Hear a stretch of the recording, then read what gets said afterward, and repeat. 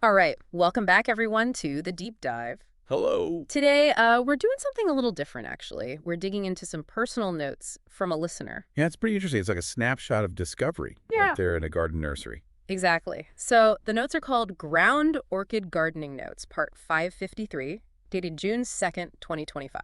Mm-hmm. And it captures that moment of learning that happens when you're just, paying attention to what's in front of you. Totally. So the story starts with this gardener visiting nurseries over a long weekend. They're in a tropical place, just trying to get some sun, some activity. Right, enjoying the outdoors. And they notice it's definitely orchid season. Orchids everywhere. Loads of them. But here's the twist. The gardener notes they aren't usually big into orchids. Yeah, which is common, right? People often think they're fussy, maybe expensive. High maintenance, yeah. Yeah, That's the perception. but something caught their eye this time. A specific plant that seemed, well, appealing and crucially suited to their local climate. And that plant is Spathoglottis plicata. Most people know it as the ground orchid. That's the one. Not like the ones you see hanging. This one, well, it grows in the ground or in pots, hence the name, I guess. Makes sense. So that's our mission for this deep dive. Let's unpack what they saw, what they did, what they learned, right from these notes. Okay, so first step, they decided to buy one.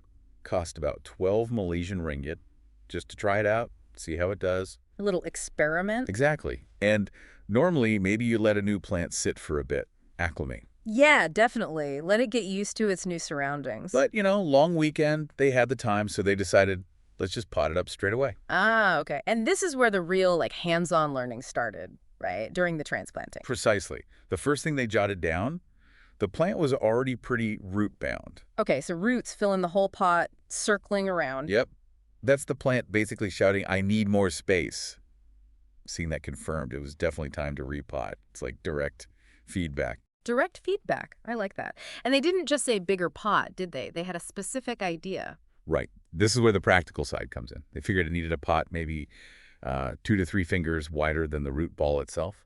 That's such a great intuitive measurement, isn't it? You get that feel from actually handling the plant. It really is. It's not some abstract rule. It's based on that plant right now. So just feeling the size. Exactly. Yeah. And then, while they were looking at the roots, they noticed something else important. Oh, what was that? The roots themselves were, well, quite large, substantial, kind of thick. Okay. And what did that tell them? Well, that observation, combined with the type of plant, led them to think about watering. It suggested that maybe infrequent watering would be the way to go. Ah, so not necessarily a daily watering kind of plant? Probably not, yeah. The chinky roots might hold water better, or maybe prefer to dry out a bit between waterings. Is another clue directly from the plant structure. Wow. So just from that simple act of repotting, handling the plant, looking closely, they figured out two key things. Needs a bigger pot, about this, much bigger, and probably doesn't need water every single day. Exactly. It's learning by doing, learning by, observing. Powerful stuff. So let's quickly recap this little deep dive then. We started with the gardener spotting this ground orchid, the Spathoglottis plicata. Right. Overcoming that initial orchids are tricky thought. Made the purchase, decided to pot it up immediately because, hey, long weekend. And that immediate interaction, getting their hands dirty, that's where the insights came. First, noticing it was root-bound, which is a clear signal. Yep, time for a new home. Mm-hmm. And using that practical 2 to 3 fingers wider guide for the new pot size. And second, looking at the roots themselves, those large, substantial roots, and figuring out, okay, maybe hold back on the daily watering. It really shows how much you can learn just by, well, engaging directly with the plant, sometimes more than reading a generic care guide, Definitely. The plant itself is telling you what it needs, if you just look closely enough.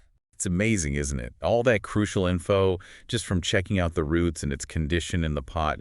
It really highlights observation as like a core skill in gardening. And maybe in learning anything new, really. Absolutely. Now, the gardener finishes these particular notes with a really simple phrase, just, let's see how this will unfold in the coming days. Ah, I love that ending. It leaves you hanging a bit, doesn't it? It does, and it gives us something to think about. For sure. Like, what did happen next with that ground orchid? Did it thrive? What else did the gardener notice? And beyond the plant, what does that simple phrase, let's see how this will unfold, tell us about? Well, about learning, about that curiosity we have when we start something new. Yeah, that ongoing journey of watching, observing, adapting. Whether it's a plant in your garden or, any project you take on, it's all about seeing what unfolds, isn't it?